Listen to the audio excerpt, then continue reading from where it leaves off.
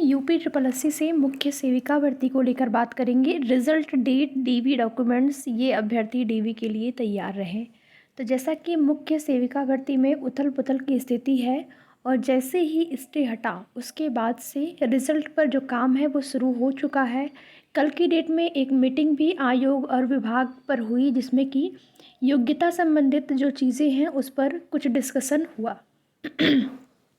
तो देखिए, कुछ चीज़ें ऐसी होती हैं जो कि ज़रूरी नहीं है कि आयोग और विभाग वो चीज़ें तुरंत आपको बता दें, ठीक है। ना ही उसके संबंध में कोई नोटिस ही आ पाती है।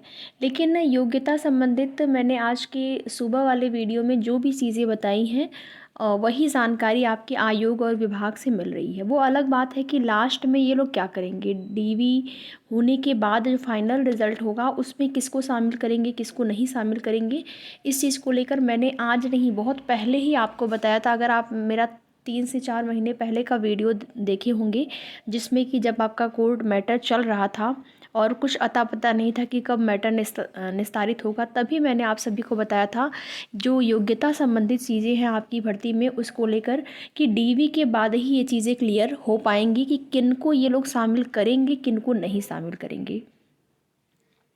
फ़िलहाल के लिए अभी की जो स्थिति है तो इसमें सबको शामिल करने की उम्मीद है, ठीक है।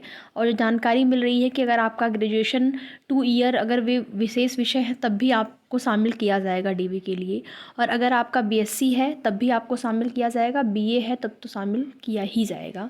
तो विशेष योग्यता वाली ये भर्ती है और इस विशेष योग्यता में ये चीज़ें क्लियर पहले से नोटिफिकेशन में नहीं हो पाई। समकक्ष वाली जो बात है, समकक्षता वाली जो बात थी उसमें यहाँ पर अभ्यर्थियों को, उसमें बीएससी वाले अभ्यर्थियों को भी ले सकते हैं। क्यों ले सकते हैं? संभावना ज़्यादा ये है कि अगर सीटें कम खाली रहने की उम्मीद होती है तो फिर उस स्थिति में लगभग यहाँ पर 10,000 के आसपास अभ्यर्थियों का डीवी के लिए रिजल्ट जारी हो सकता है, 8 से 10,000 के आसपास, ठीक है। तो 8,000 प्लस ही रहने की संभावना है। जैसे कि कुछ अभ्यर्थियों का ये सवाल है या फिर उनका ये कहना है कि 1.5 गुना बुलाया जाता है। तो देखिए, 1.5 गुना बुलाए जाने की जो बात है वो अलग है, लेकिन आप देखेंगे लेखपाल भर्ती में कितना बुलाया गया था, लगभग 29,000 के आसपास अभ्यर्थी जो हैं जिन्होंने डीवी कराया हुआ था। और आपकी कराया नहीं था, मतलब इतने अभ्यर्थियों को लगभग बुलाया गया था 29,000 के आसपास। तो आपकी भी भर्ती में लगभग आप मान के चलिए 3 से 3.5 गुना अभ्यर्थियों को बुलाया जा सकता है। और कभी कभी ऐसा भी होता है कि जब ऐसा लगता है, एक बार डीवी होती है, डीवी के बाद ऐसा लगता है कि सीटें खाली रह जाएंगी तो फिर एक आध लिस्ट और जारी कर देती हैं, ठीक है। तो इन सारी चीज़ों को लेकर आप लोगों को पहले से नहीं परेशान होना है। अभी डीवी के लिए बीएससी वाले अभ्यर्थी भी बुलाए जा रहे हैं और साथ ही साथ आपका स्नातक में अगर 2 ईयर वो विशेष विषय है तब भी आपको बुलाया जाएगा।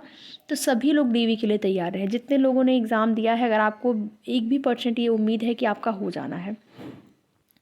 बाकी कट ऑफ को लेकर आप सभी के मन में एक बड़ा सवाल है, कट ऑफ कितनी जाएगी, और कट ऑफ एक्सपेक्टेड जो कट ऑफ है वो सभी लोग बताते हैं, लेकिन बिल्कुल कंफर्म कट ऑफ कितनी जाएगी ये तो ऑफिशियल नोटिस आने के बाद ही चीज़ें क्लियर हो पाएंगी।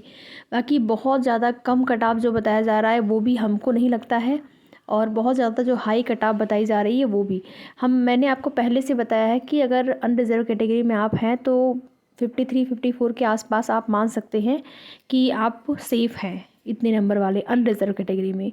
और जो बहुत ज़्यादा नंबर बता रहे हैं कि इतना ज़्यादा हाई जाएगा या फिर, तो हाई रहने की बिल्कुल भी उम्मीद नहीं है, क्योंकि 60 प्लस वाले अभ्यर्थी बहुत कम है, ठीक है। और विशेष योग्यता वाली भर्ती है तो कट ऑफ बहुत ज़्यादा इसमें हाई नहीं जाएगी। ऐसे कुछ होता है कि कुछ ऐसी भर्तियाँ होती हैं जिसमें कि सभी लोग शामिल होते हैं, उसमें ऐसा नहीं रहता है कि कुछ सब्जेक्ट का बाउंडेशन है कि यही सब्जेक्ट होना चाहिए तभी आप आवेदन कर पाएंगे। तो उन भर्तियों में होता है कट ऑफ हाई जाती है, जैसे लेखपाल भर्ती में आप देखेंगे। लेकिन यहाँ पर क्या है कि कुछ विशेष विषय मांगे गए हैं और लास्ट में फाइनल में अगर अलग कर देते हैं कुछ अभ्यर्थियों को जो योग्यता या की जो समय सीमा या जो योग्यता की सीमा निर्धारित की गई है उसके अंतर्गत नहीं आते हैं, तो फिर कट ऑफ और भी कम रहने की संभावना रहेगी। फ़िलहाल के लिए 8 से 10,000 लोग जो है डीवी के लिए बुलाए जा सकते हैं। तो देखते हैं क्या होता है, आगे की जो भी सूचना होगी आप सभी को उसकी जानकारी दी जाएगी। डीवी के डॉक्यूमेंट्स के लिए आप लोग तैयार रहें। 10th 12th ग्रेजुएशन की जो मार्कशीट है आपका रिज़ल्ट, सर्टिफिकेट, डिग्री वगैरह ये सारी चीज़ें आप लोग व्यवस्थित कर लीजिए। और इसके साथ ही साथ अगर आप आरक्षित वर्ग के अंतर्गत आते हैं तो आरक्षण सर्टिफिकेट, चाहे अगर आपका जैसे किसी भी ओबीसी, एससी, एसटी कैटेगरी के अंतर्गत है या फिर किसी विकलांग श्रेणी के अंतर्गत, तो उसका जो सर्टिफिकेट है वो आप व्यवस्थित कर लीजिए। ईडब्ल्यूएस के अंतर्गत आ रहे हैं तो ईडब्ल्यूएस सर्टिफिकेट, और साथ ही साथ निवास भी आपके पास होना चाहिए। सभी लोग अपना निवास अगर पहले से आपका है तो ठीक है, नहीं है तो आप बनवा लीजिएगा, क्योंकि निवास भी आपका होना चाहिए। ठीक है, बहुत सारी चीज़ें ऐसी भी होती हैं जो कि आपके का निवास अगर रहेगा, जैसे आपका स्थायी पता, तो उसके आधार पर भी कुछ चीज़ें ऐसी होती हैं कि जिसके लिए ज़रूरी होता है निवास प्रमाण पत्र, तो निवास भी आप लोग लगा लीजिएगा, यानी कि निवास भी आप लोग अपना व्यवस्थित कर लीजिए, बनवा लीजिए अगर नहीं बनवाए हैं। है अगर आप पहले से आपके पास, वैसे तो बहुत ज़्यादातर अभ्यर्थियों के पास निवास प्रमाण पत्र होता ही है, अगर नहीं है तो उस स्थिति में। और जो आपका सर्टिफिकेट होता है जैसे जाति प्रमाण पत्र, तो इसमें चूँकि केवल फीमेल कैंडिडेट्स हैं और फीमेल में जो शादीशुदा होंगी उनका तो जो जाति प्रमाण पत्र है वो पिता पक्ष का लगेगा ही।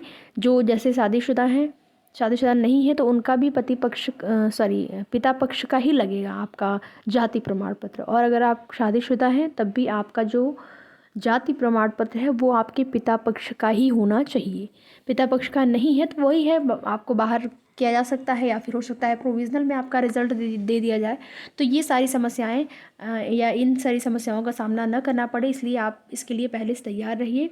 जाति प्रमाण पत्र सभी जो फीमेल कैंडिडेट्स हैं अपने पिता पक्ष का ही बनवाएंगी, चाहे वो शादीशुदा हो या फिर शादीशुदा नहीं हो। ठीक है, पिता पक्ष का ही होना चाहिए।